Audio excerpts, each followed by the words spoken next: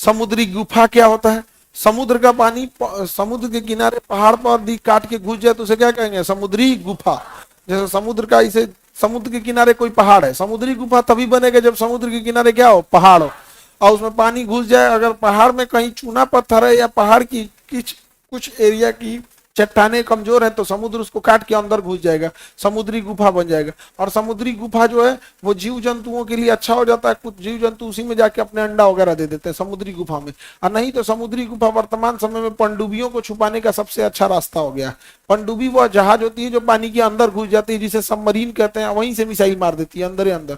तो लेकिन जब जैसे वो डॉक करेगी, डॉक मतलब किनारे पे आएगी, दुश्मन देश का सैटेलाइट देख लेगा कि इसकी पनडुब्बी कहाँ है, किनारे पे है, और किनारे पे अगर आ गया तो पनडुब्बी बहुत धीमी चलती है, फिर वो डक हो जाएगी। डक मारने बत्तख, बत्तख मारना सबसे आसान काम होता है, तो सिटिंग डक हो गई वो। तो इसलिए अब कहां से लाएंगे? इस किनारे पे तो लाना पड़ेगा उसे। अगर परमाणु पनडुब्बी है तो 6 महीने तक पानी के अंदर रहती है, 6 महीना बाद भी अगर निकलेगी तो वो निकलेगी खाना पीना राशन भरने के लिए, उसे ईंधन की जरूरत नहीं है। लेकिन डीजल इलेक्ट्रॉनिक पनडुब्बियां जो होती हैं वो डीजल चला के, जनरेटर चला के अपनी बैटरी चार्ज करती है, और बैटरिया जो चार्ज कर लेती है तो 3 दिन तक उसकी बैटरी के दम पे वो पनडुब्बी चलती है। लेकिन जनरेटर के लिए ऑक्सीजन चाहिए, वो कहां से निकलेगा? तो कहीं किनारे पे क्या करती है ना, अपने जनरेटर का साइलेंसरवा निकाल के जनरेटर चला देती है, समझे? तो वो पकड़ में आ सकते हैं। तो इसीलिए अगर समुद्री गुफा है तो वहां पे क्या ला सकते हैं? पनडुब्बियों को अंदर अंदर ले आकर अंदर घुसा देंगे। जाओ, हो गया यहाँ, समझ में आ रहा है? समुद्री गुफा देखते हैं, क्या देखते हैं? समुद्री गुफा। समुद्री गुफा के अंदर एक चीज होता है कि कोई भी हम लोग जासूसी वाला काम कर सकते हैं। किसके अंदर? समुद्री गुफा के अंदर। दिख रहा है ये समुद्री गुफा का यही फायदा है कि हम लोग उसके अंदर कोई जासूसी वाला काम कर सकते हैं। देखिए किधर है इसमें गुफा दिखा कि नहीं तुम लोग को?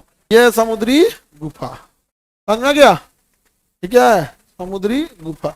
अब इन पहाड़ों को यहां से न काट के समुद्र ने यहां से कैसे काट दिया? वहां कमजोर चट्टान रही होगी या चूना पत्थर रहा होगा, कमजोर या चूना पत्थर रहा होगा। समझ में आ गया कि नहीं गया? अब आपके मन में ख्याल आएगा कि ये ऊपरा वाला कैसे कट गया?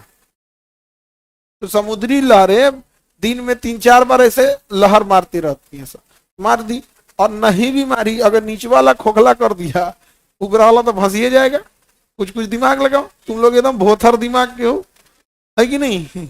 एकदम भोथर हो। आगे बढ़ जाए तो ये हो गया, इसी की दुआरी पे खड़ा है, ये कोई पत्थर ही काहे नहीं कटा? आग्नेय चट्टान होगा। क्या होगा? आग्नेय चट्टान। आप कहेंगे कि आग्नेय चट्टान आया कहां से होगा? आज नया समुद्र है, हो सकता है कभी यहाँ ज्वालामुखी रहा होगा, वो ज्वालामुखी का मैग्मा ब्लास्ट करके बाहर निकला होगा। मैग्मा क्या किया होगा? ब्लास्ट करके बाहर निकला होगा, और यही मैग्मा से जमा होकर आग्नेय या बैसाल्ट चट्टान बन गए होंगे।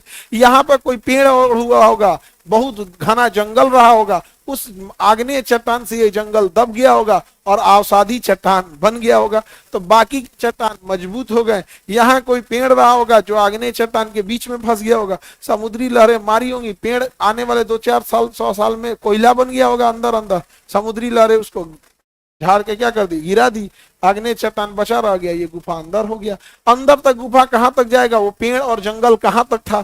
जहां जहां वो जंगल रहा होगा गुफा उतना अंदर अंदर गया होगा। समझ में आ रहा है कि नहीं आ रहा है? किसी को दिक्कत? आगे बढ़े। ये क्या हो गया? समुद्री गुफा।